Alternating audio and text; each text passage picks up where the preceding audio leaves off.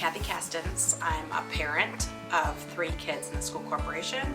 I'm a substitute teacher, and I have been a volunteer with Backpack Coordinator for 10 years. My name is Brad Cohen, and I am a longtime member of the foundation, founding member, and currently the vice president of the West Lafayette Schools Education Foundation. Sally Miller at Happy Hollow recruited some parent volunteers and felt that there was this obvious need in our community with, in our small community, in our schools with kids who are food insecure. But when I found out that there was an opportunity for me to be able to volunteer, and I was able to take my, at the time, 3-year-old son and do something that I felt was really important, we jumped in and helped, and then it segued to me, helping take over.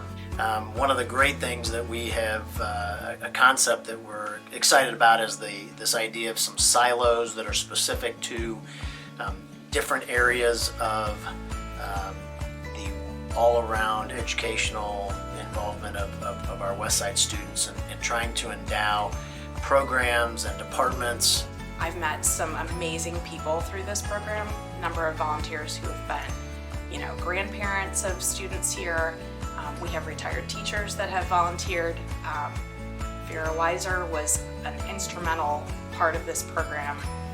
It wouldn't really even exist if it wasn't for her. Dr. Hyde's amazing people. After COVID, it's taken away a number of our volunteers and how we do things, but as with anything, we've shifted and punted and made do.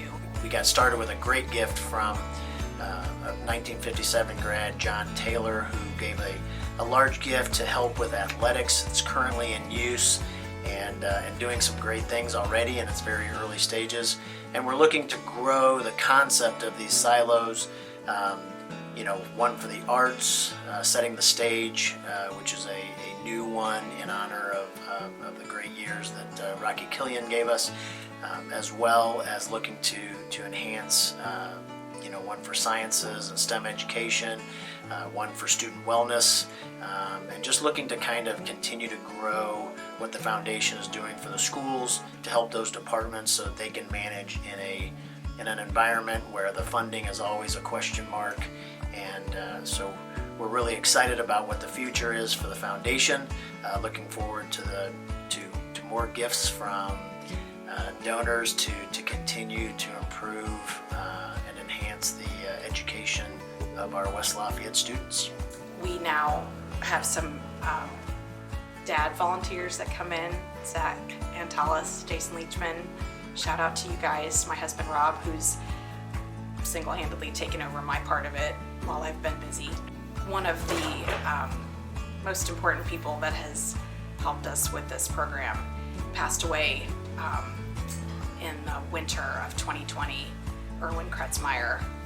He was this amazing man, retired chemistry teacher at Jeff High School, who heard about us, who heard about the need here in this program, and came religiously every week. He spent several hours here actually because he had his own way of doing things, and we just let him. And along with his best friend Jim Westman, they would come in and help us get organized, and then the rest of us would just show up and do whatever Erwin said, and we'd pack these bags full of food for these families. It was amazing. Erwin, miss him dearly.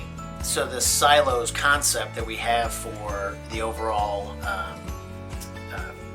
wellness of our students, as we know, for going to West Lafayette schools, it's not just a single program that we all participate in. West Side students are so involved in all different aspects of, our typical science kid also plays sports, also plays music, also is in, visual and performing arts. So it's really exciting that we have an opportunity here to try to improve the funding for all of those areas, and even the idea of endowing the backpack program or something along those lines, where we have again taking care of our students. We know that they can't learn if they're hungry, and so that's a great opportunity, a great program that we need to continue to enhance and secure for the future. during the pandemic, actually, it was really interesting. We had some families that reached out.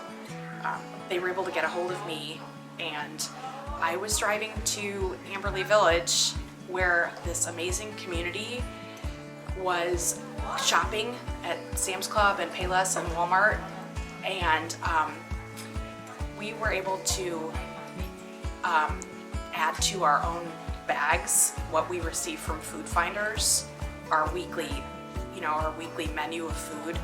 And this community of volunteers, all on their own at Amberley Village, heard about us and felt like there might be a need to sort of add to the bags, if you will, thinking about how many people they had heard about that were out of work, etc.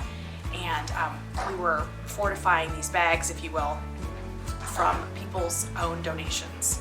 It was amazing. My trunk was full for every week for all of April and May. It was something to see. Just these families, they'd leave it out on the front porch so that we didn't have to see each other or talk through a door or whatever felt safe at the time, And my kids, we were the backpack program for the months of I guess we finished March and April and May. And food was still coming in from Food Finders, and they drop it, we unload it. We exist because we've got, shout out to Amy Masson, who rounded up some other volunteers who deliver our bags. So they're picked up here at the school and then dropped off weekly. We're like the UPS man, so that we don't see anybody. It's all completely anonymous, and we drop their bags out the door, and we love knowing that we've helped in some way. I think it's really important for all of us as public school parents and supporters to understand why the foundation does what it does. I think it's important that we start to learn that we have to kind of act like a university or private school and have opportunities to endow or to raise funds to be able to secure our school in that same manner. It's so important that we start thinking outside the box, and the silos that we're talking about is really that way for us to think outside the box and secure our schools.